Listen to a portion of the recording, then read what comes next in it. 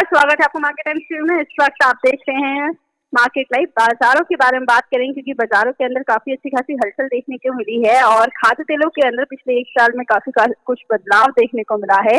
और आज बाजारों के अंदर और उसके साथ ही इंपोर्ट एक्सपोर्ट किस तरह से देखने को मिल सकता है और सरकार और उसके साथ ही किस तरह से आत्मनिर्भरता की ओर आगे काम किया जा रहा है खाद्य तेलों को लेकर, इसके बारे में चर्चा करेंगे। और इस वक्त हमारे साथ जुड़े हुए हैं डॉक्टर वीवी मेहता जी, सी के एग्जीक्यूटिव डायरेक्टर, जो आपको ये सारी जानकारी देंगे। वीवी मेहता जी, स्वागत है आपको मार्केट टाइम्स पर। हाँ जी। मेहता जी, सबसे पहले ये जानना चाहेंगे कि खाद्य तेलों को लेकर सरकार लगातार आत्मनिर्भरता की तो बात करती ही है कि हमें आत्मनिर्भर बनना है, लेकिन सबसे पहले ये सवाल होगा कि किस तरह से खाद्य तेलों को इंपोर्ट एक्सपोर्ट को लेकर या किस तरह से खाद्य तेलों के आने वाले वक्त के लिए हम अच्छे से अच्छा इस तरह से इंपोर्ट नहीं किया गया है, कहीं ना कहीं किसानों के पक्ष में किया गया है, तो प्राइसेस और इसके ऊपर क्या इम्पैक्ट आपको देखने को मिल रहा है और आगे किस तरह का असर देखने को मिलेगा इंपोर्ट एक्सपोर्ट को लेकर? देखिए, आज जो हमारा टोटल कंजम्पशन है कोई 21 मिलियन का है। लोकल प्रोडक्शन 7.5 से 8 मिलियन से ज्यादा नहीं है। जो गैप है वो इम्पोर्ट द्वारा फिलअप किया जाता है। लास्ट ईयर 13 मिलियन के करीब हमने इंपोर्ट किया था, तो एक बड़ी, और आज हमारी डिपेंडेंसी है इंपोर्ट पे 70% है। और आज जो प्राइस इंटरसेप्ट प्राइस में जो भी ऊपर नीचे होता है वही लाइन पे अपना डोमेस्टिक में भी ऊपर और नीचे भाव रहता है। लास्ट ईयर में पूरा साल में अगर देखें तो लास्ट ईयर से ये मई के लास्ट मई में कम से 125% इंटरसेप्ट प्राइस बढ़ी, चाहे क्रूड पाम हो, चाहे वो सोयाबीन हो, चाहे वो सनफ्लावर हो। उनके सामने डोमेस्टिक प्राइस वही कॉमोडिटी के जैसे आरबीडी होली ने तो कम से 75 to 80% बढ़ी है। मतलब जो इंटरेस्ट बढ़ी इतनी अपनी नहीं बढ़ी क्योंकि अपना भी सप्लाई था। एक ये सिचुएशन है। दूसरा जो आपका सवाल था कि प्राइस के लिए, हाँ प्राइस के लिए गवर्नमेंट इतनी प्राइस खास करके middle class lower middle class को तकलीफ दे सकती है और गवर्नमेंट को कोई एक्शन लेना चाहिए ताकि प्राइस कंट्रोल में रहे। उसके लिए भी हमने बार बार सुझाव दिया है। एक तो आप पहले पीडीएस में आप सप्लाई है, पीडीएस में lower middle class zero point BPL और लोअर मिडिल क्लास है, उनको 3 से 4 किलो पर मंथ सब्सिडाइज करके दीजिए। 3,000 से 30 रुपए से 40 रुपए सब्सिडाइज कर दीजिए, ताकि जो आज जो पहले 80-90 रुपए का तेल था आज 140 पे हो गया, तो उसको 100 रुपए में तेल मिल जाए। That was one point. तो हर 15 दिन में टैरिफ वैल्यू रिवीजन करते हैं। हमने उसको पहले भी सुझाव दिया था कि लोअर रेट पे आप टैरिफ फ्रीज कर दीजिए, पहले भी किया है, भूतकाल में भी वो टैरिफ फ्रीज कर दिया है ताकि उसकी इम्पैक्ट प्राइस पे नहीं आए।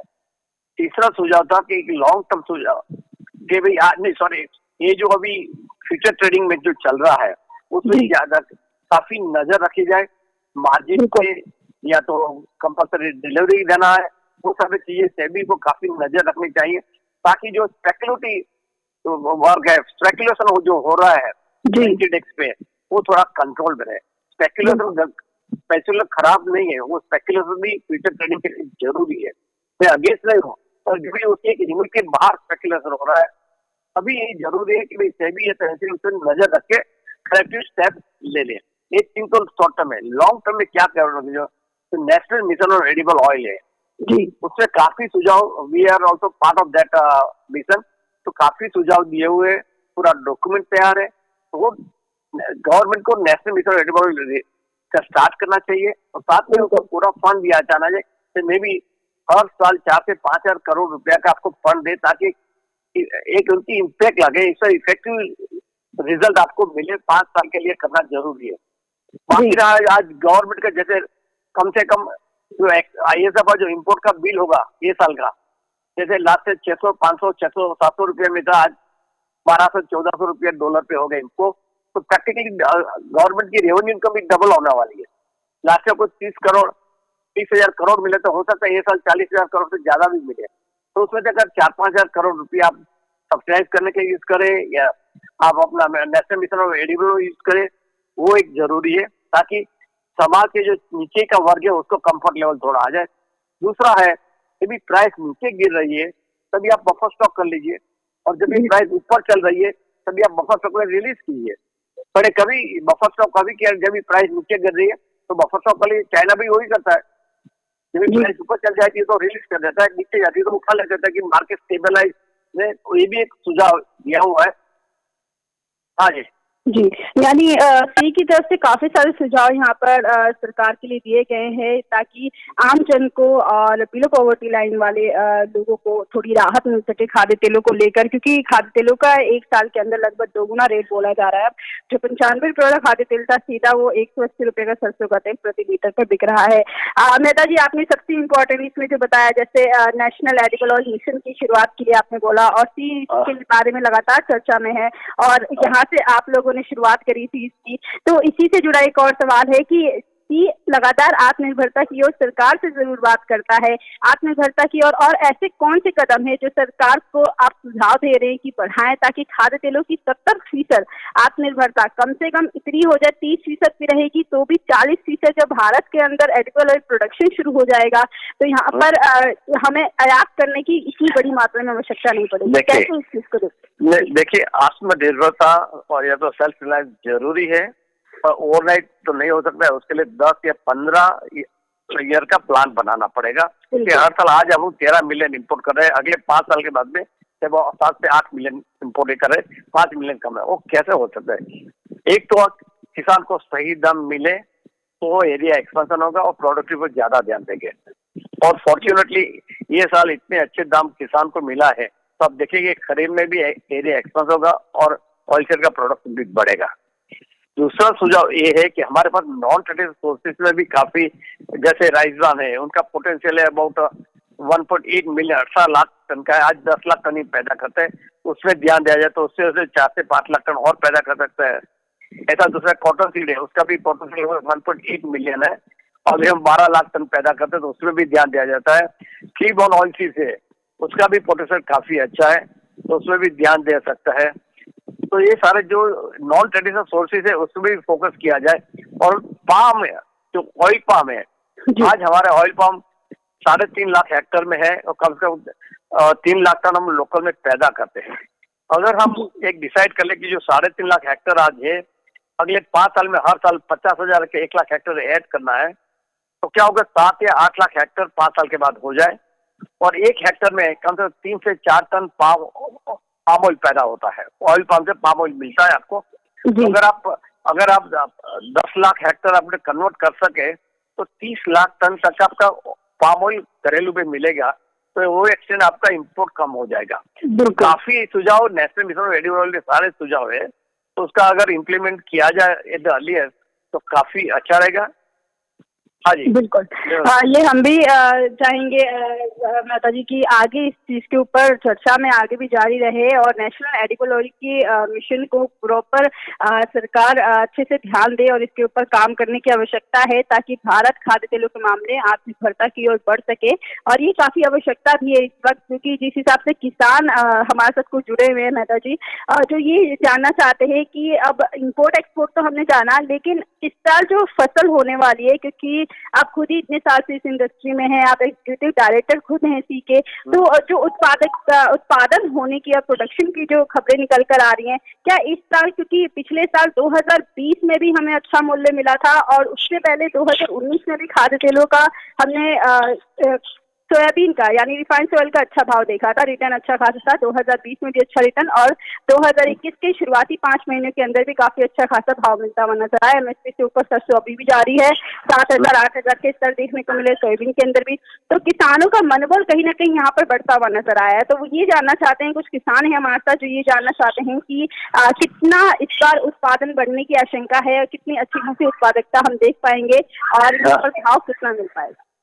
देखिए, पहले तो ये साल जो भाव मिले किसान भाइयों को काफी अच्छा मिला है, उसका मनोबल काफी अच्छा हुआ है और अब मेरे को विश्वास है कि ये साल में जो खरीफ में सोयाबीन होगा कम से कम 10% बढ़ेगा, जो लास्ट ईयर से था उससे 10% बढ़ेगा।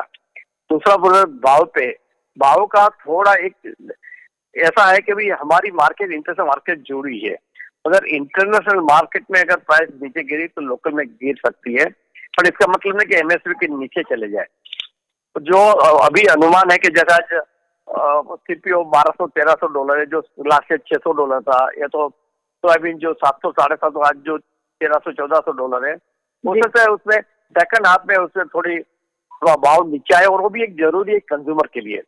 मगर इतना नहीं गिरेगी कि हमारे किसान भाई को सही दाम नहीं मिले, अच्छे दाम ही मिलने वाला है। तो हाँ, अगर आप एक्सपेक्ट करते हैं कि ये साल जितना मिला वो अगले साल मिले, तो शायद ना भी मिले, इतना नहीं मिले, क्योंकि ये साल तो डबल मिले। कभी सोचा नहीं था, किसान ने भी नहीं सोचा था, इंडस्ट्री भी नहीं सोचा था, गवर्नमेंट ने भी नहीं सोचा था। बिल्कुल। हमारा मैं मजाक में प्राइम मिनिस्टर साहब 2022 में डबलिंग द फार्मर इनकम की बात करते हैं, हमारे ऑयल सीड फार्मर को तो 2021 में डबलिंग हो गया फार्मर इनकम।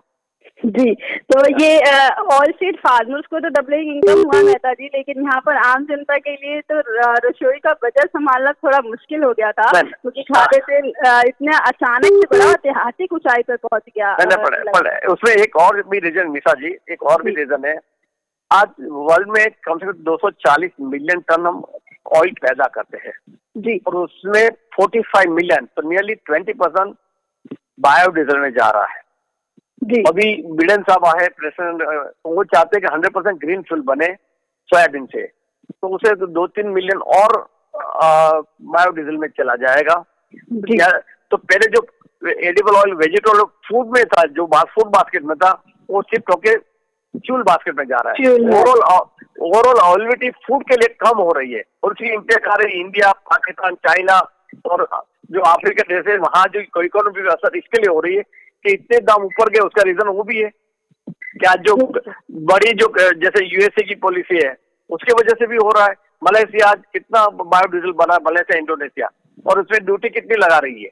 आज $400 हमारे पास ले रहे हैं, और $400 जो ले रहे हैं एक्सपोर्ट ड्यूटी और लेवी, वो फ्यूल वो यूज करते हैं बायोडीजल की सब्सिडी देने में, कि ज्यादा से ज्यादा पाम ऑयल की बायोडीजल बने। तो ये जो वेजिटेबल ऑयल फूड से फ्यूल में जा रहा है, उसके वजह से भी मार्केट कंटिन्यू तेज हो रही है। बिल्कुल बिल्कुल, ये रीजन तो एक कोविड की वजह से काफी पैसा मार्केट में आया है, सारे देशों ने पैसा डाला है, तो फंड मैनेजर जो हो ज्यादा से ज्यादा कमोडिटी में पैसा इन्वेस्टमेंट हो रहा है। तो इसके लिए कमोडिटी के भाव ऊपर, चाहे मैं वेजिटेबल ऑयल बोले और बाकी कॉपर, शुगर, कॉपर, गोल्ड, सारे कॉमोडिटी आप देखें, सब में प्राइस ऊपर गई है। बिल्कुल बिल्कुल। ये रीजन तो बिल्कुल, एक मुख्य रीजन तो यही है, क्योंकि वैश्विक स्तर पे जो चीजें तेजी की तरफ जाती हैं उसमें ही हम लगातार तेजी देख पाते हैं। यहाँ से एक चीज और मैं जानना चाहूंगी प्राइसेस को लेकर, क्योंकि आपने जिस हिसाब से बताया कि 10% उत्पादन बढ़ेगा तो जरूर प्राइसेस कम होंगी। मतलब यहाँ पे कुछ दिनों से, मान के चले पिछले एक हफ्ते से जो प्राइसेस बहुत अच्छी थी, वहां से हमने करेक्शन आती हुई देखी है। तो इन करेक्शन के बारे में आप क्या कहना चाहेंगे? क्या ये जारी रहने वाली है या फिर इन्हीं दायरों से? एक करेक्शन बहुत जरूरी था। आज भी मार्केट नीचे है, और 4 दिन में इंटरनेशनल मार्केट कम से $100 निकल गई। अपने यहाँ ₹10 पर किलो तेल के भाव भी नीचे गिरे, और आज भी मार्केट डाउन है। और पहले भी फोरकास्ट हुआ, क्यों हुआ है, एक तो आदित्य ब्राजील में अभी क्रशिंग बढ़ रहा है सोयाबीन का, मलेशिया इंटरनेशनल पाम ऑयल के उत्पादन बढ़ने वाले हैं सेकंड हाफ में। तीसरा रीजन ये है कि जो फंड वाले जो इतने बैठे थे वो अभी प्रॉफिट बुकिंग कर रहा है। फोर्थ रीजन है कि हमारे इंडिया में भी, ये तो सारे वर्ल्ड में कोविड की वजह से डिमांड डिस्ट्रक्शन हो रहा है। और फिफ्थ रीजन, इतनी हाई प्राइस के लिए भी डिमांड डिस्ट्रक्शन हो रहा है। तो जो डिमांड थी वेजिटेबल की एक्स थी, तो भाई X-5% हो गई, ऐसा हो रहा है। ये सारे फैक्टर होके अभी मार्केट नीचे जा रही है। हम आशा करते हैं कि भी मार्केट और नीचे जाए, एक रिजनेबल लेवल पर आए, ताकि कंज्यूमर भी कंफर्टेबल रहे और किसान भी कंफर्टेबल रहे। क्योंकि ये भाव में अभी जो हो रहा है उसमें कंज्यूमर कंफर्टेबल नहीं है, और उसका भी देखना जरूरी है। जी बिल्कुल, ये बहुत जरूरी है ताकि कंज्यूमर को भी राहत मिले, क्योंकि रसोई का बजट तो बिगड़ रहा है पिछले 1 साल से, और कोरोना की मार ऑलरेडी हम देख ही रहे हैं। और किसानों को भी आय अच्छी खासी मिलनी चाहिए, उनकी लागत का मूल्य जरूर मिलना चाहिए। तो जिस हिसाब से आपने बताया, और लागत मूल्य भी 15-20% तो ऊपर मिलने वाला ही है। वो उतना तो मिलने वाला है, हो सकता है डबल नहीं मिले अगले क्रॉप जब भी आएगा, क्योंकि क्रॉप भी बढ़ेगा और इंटरनेशनल प्राइस नीचे गिरने वाली है, दिखता है जो फ्यूचर कोट आ रहा है। तो इसके वजह से मतलब किसान को कोई हिम्मत रख के आप ये साल भी ऑयल सीड बढ़ाओ, और आपको अच्छे दाम मिलेंगे। आई कैन एश्योर देम के भी अच्छे दाम मिलने वाले आप ऑयल सीड के।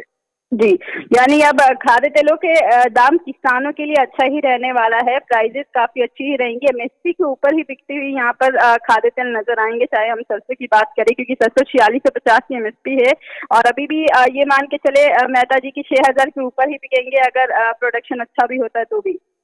यस।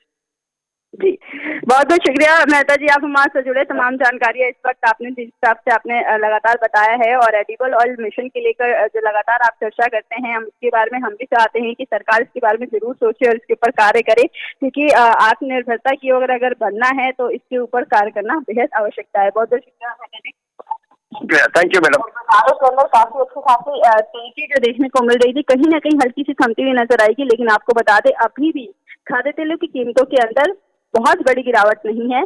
कंज्यूमर को थोड़ी राहत मिलेगी लेकिन किसानों को मूल्य जो इस साल डबल मिला है, हो सकता है 20% 30% ज़्यादा ही मिलेगा अभी आने वाले वक़्त के लिए भी एमएसपी के ऊपर ही तो कुछ 6000 के ऊपर ही देख पाएँगे। खरीफ की फसल की अगर हम बात करें तो सोयाबीन की जो फसलों की बुआई हो रही है और कई कई जगहों पर बीज भी नहीं मिल रहे हैं, जिसकी वजह से हम ये भी देख रहे हैं कि मंडियों के अंदर सोयाबीन तेजी की तरफ जा रहा है, लेकिन कुछ ऐसे बीज भी उपलब्ध कराए जा रहे हैं। सरकार बहुत जल्द उपलब्ध कराएगी भी बाकी जगहों पर भी जिसमें भाव बीज मिलेगा और उत्पादकता बढ़ाने की किसान यहाँ पर ज़्यादा से ज़्यादा कोशिश भी कर रहे हैं क्योंकि इस साल के अंदर 2021 के अंदर हमने सोयाबीन को लगभग 150% का उछाल आते हुए देखा है। पिछले साल जो सोयाबीन मई के महीने में 4000 के करीब था, इस साल वो सीधा 7400 के ऊपर हमने मई के महीने में आते हुए देखा है। तो अच्छी खासी तेजी रही है सोयाबीन के अंदर और सोयाबीन के इस साल किसान भी काफी अच्छा खासा जागरूक हुए और ज्यादा से ज्यादा इसकी पैदावार करने की कोशिश कर रहे हैं। और पिछले साल सोयाबीन की फसल अच्छी ना होना भी एक मुख्य रीजन था जिसकी वजह से सोयाबीन की कीमतों में इस साल हमने तेजी देखी है। तो आप मान के चले कि सोयाबीन की कीमतों के अंदर तेजी अभी फिर से देखने को मिलेगी। एमएसपी से ऊपर ही सोयाबीन बिकेगा, जो सोयाबीन 7500 रुपए और 8000 के करीब बिका है, वो आने वाले वक्त में जरूर 6500 तक ही रहने वाला है अगर उत्पादकता बढ़ती भी है। तो अगर उत्पादन बढ़ता भी है यहाँ पर 10% भी, तो भी सोयाबीन का भाव आपको अच्छा मिलेगा। तो यहाँ पर किसान जागरूक रहे और यहाँ पर पैदावार ज्यादा से ज्यादा करे, ज्यादा से ज्यादा बुआई करे खाद्य तेलों की ओर और आत्मनिर्भरता की ओर आप बढ़ भी पाएंगे। हम बढ़ पाएंगे आत्मनिर्भरता की ओर भारत, और आगे आने वाले वक्त में आपको भाव भी अच्छा मिलता रहेगा जिस हिसाब से मेहता जी ने बताया है। तो कीमतों के अंदर तेजी की अभी भी देखने को मिल सकती है, लेकिन वैश्विक स्तर पर उत्पादन बढ़ने वाला है, इसलिए अभी ये करेक्शन रहेगी। लेकिन आपको डरने की जरूरत नहीं है, एमएसपी से ऊपर ही खाद्य तेल आगे भी दिखते हुए नजर आएंगे। अभी के लिए बस इतना ही। आगे खबरें देखने के लिए देखते हैं मार्केट टाइम्स की।